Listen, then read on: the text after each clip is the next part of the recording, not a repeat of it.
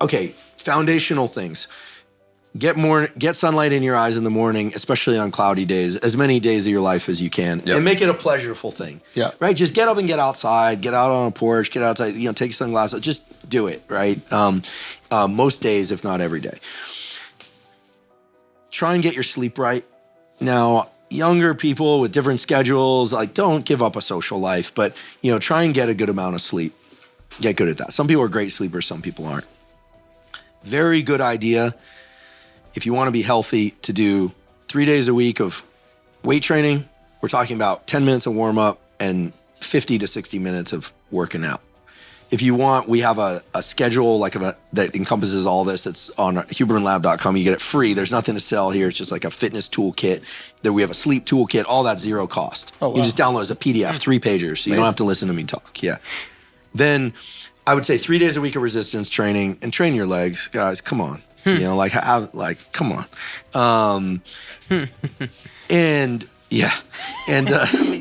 And 3 days a week of some cardiovascular work. People might say, well, listen, I'm in my 20s or 30s. I'm not worried about it. It's not about being worried about a heart attack. It's about maintaining blood flow to everything. What is some cardiovascular? Okay, so I think 1 day a week, you take a long, slow jog or pedal on the bike or treadmill or swim, whatever your favorite thing is. If you want to make it social and you're out with somebody, you could literally get one, wear a weight vest for a hike if you want to make it harder. But you could skip rope, whatever. The other cardio day, sprint. It's real easy. Find a patch of land, sprint for 30 seconds to 45 seconds, then walk back for a minute to 90 seconds, sprint again, do that 5 to 10 times.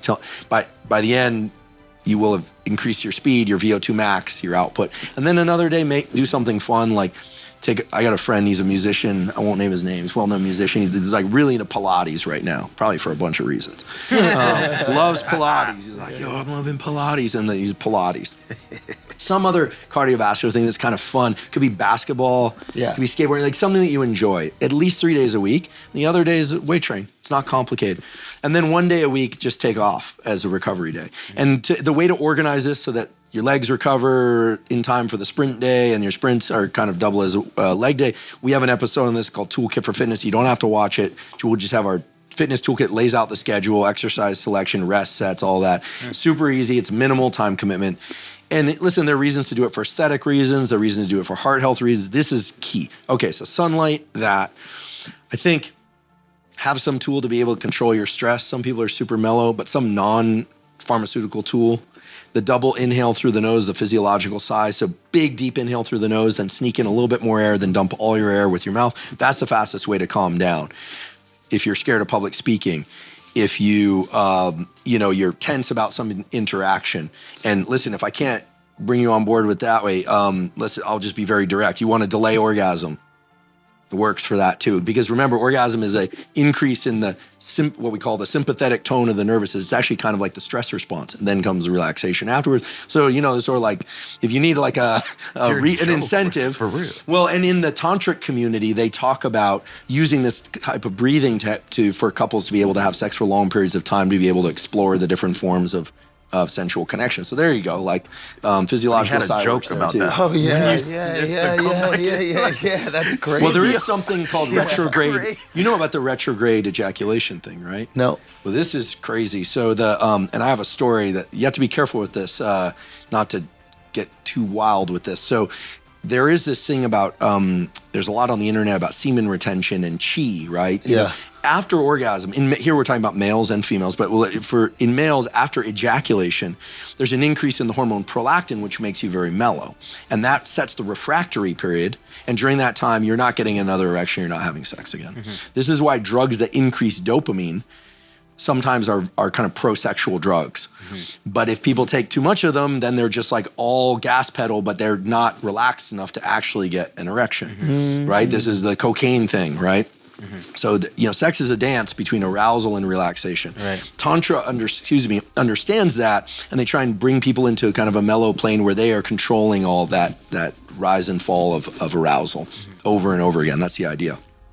So there is this notion of certain Asian cultures have talked about retaining chi by, instead of allowing semen to leave the body during orgasm, they there's a practice of pulling it back in by inhaling and clamping essentially the muscles around the prostate.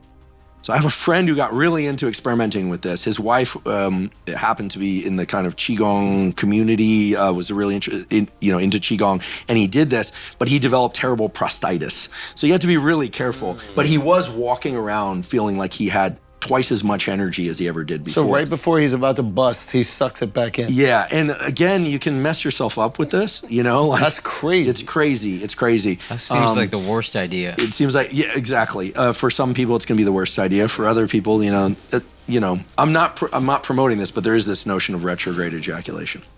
Do you ever let it out? Do I personally? No, yes. No. Do you, like, when you retrograde, do you ever actually ejaculate? They do. They recommend they do it like once a week or something like that. I mean, a lot, as long as we're on this topic, if you do want to get your partner pregnant, stay out of hot tubs and saunas in the 60 days preceding that. 60 days sperm. But you can put an ice pack between your legs if you want to keep your testicles cool. There's a reason why the scrotum moves. Yeah, because you keep the sperm at a certain temperature. Hot tubs, saunas. Yeah, 60 days before trying to conceive. Yeah, and it's not a good form of birth control either, because I think plenty of people have been conceived in hot tubs and saunas. Yeah. I don't know the exact number, but let's assume. So we got sunlight. We got somehow we got into retrograde ejaculation. We got sunlight, exercise, stress control through physiological, double inhale, long exhale through the mouth. Try and be a nose breather and not a mouth breather. Listen, I also think it's a really good idea, in addition to seeking good social connection, et cetera, I think it's good to have some practice that makes you more resilient. And I'm a big fan of cold showers and ice baths and cold. They have great banyas here in New York. Yeah. And, put yourself into uncomfortable cold 3 or 5 days a week. It's not about the metabolism increase as much as is the mental training of doing something that sucks. I mean, David Goggins has this right. And actually, this brings us back to the importance of story. I mean, David is a guy who just keeps pushing himself to do the hard thing. But I think the reason he's so effective as a communicator is because we understand that he had to go through a journey that was incredible, from being this 300+ pound guy to that, and he's still doing it. So we're like in his story, he's still going.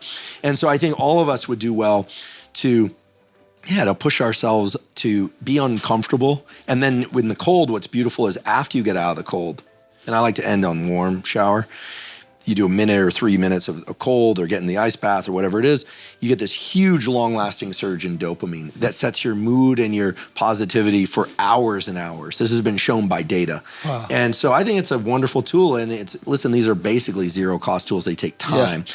I wish I had developed these tools in my 20s. Yeah. I built them gradually. I've been working out a long time and little things here and there. But if you start them early, they stay with you. And I always think the best way to outperform everybody in your business, or at least keep up in very competitive business, and Joe Rogan is a beautiful example of this, is to take excellent care of your health. Yeah. Think about 3 or 4 4-hour podcasts a week, plus the comedy thing. But it's superhuman. Yeah. Plus UFC. You're doing this, like, people who are really good at their craft invest in taking really good care of themselves. Yeah. And then, of course, that includes avoid toxic relationships. Mm-hmm. Just avoid them. They ruin people's lives. They'll ruin your life. Like, just do your best to be in healthy relationships, and then everything's good. And I don't say that lightly. Like, that's a big one. Mm-hmm. I've seen so many people who were doing great, but because they got caught up in some drama, they just nosedived the whole thing. So those would be the recommendations. There are a bunch of others, and I'll keep spouting them out on the internet.